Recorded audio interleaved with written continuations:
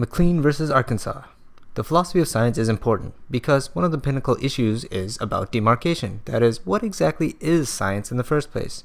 And that is an important question because we want to be able to tell when someone's bullshitting us, saying, trust me, science says so. But if you check what they believe and it isn't actually based on science, we often get the response, well, who gets to say what science is and isn't anyway?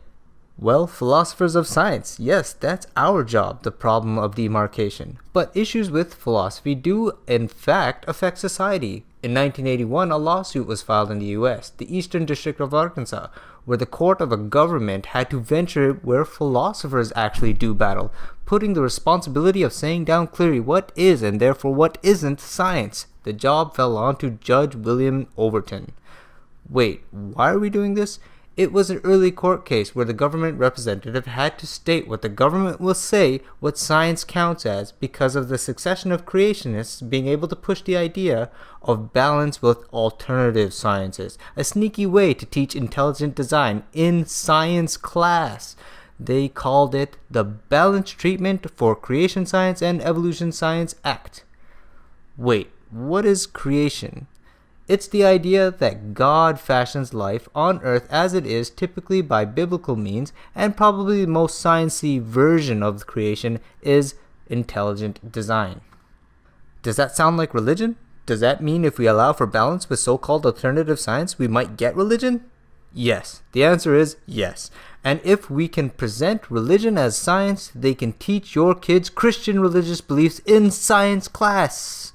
Well, people weren't having that. Whether atheist or non-Christian or Christian with full belief in creation but still believed science class should only have science, and if you want to teach religion, and if you want to teach religion, it should only be done in religious class. Anything otherwise would be concerning. Hence the philosophical problem in the philosophy of science, the issue of demarcation. Can religion have a science? What counts as science? Is creation science a legitimate type of science? Are all questions that pertain to this issue of demarcation. And hence, McLean versus Arkansas.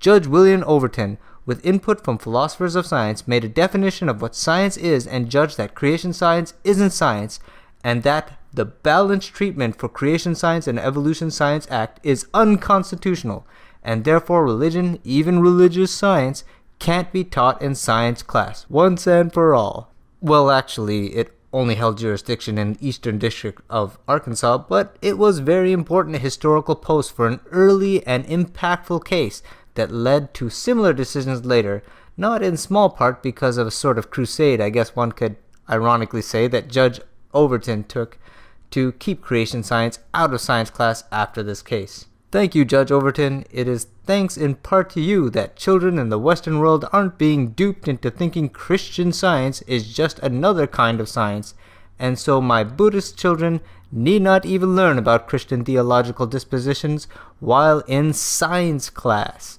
But philosophers never stop battling. The science war goes on. Philosophers, even those that fully agree to never let religion or creation science into the science class, continue to battle.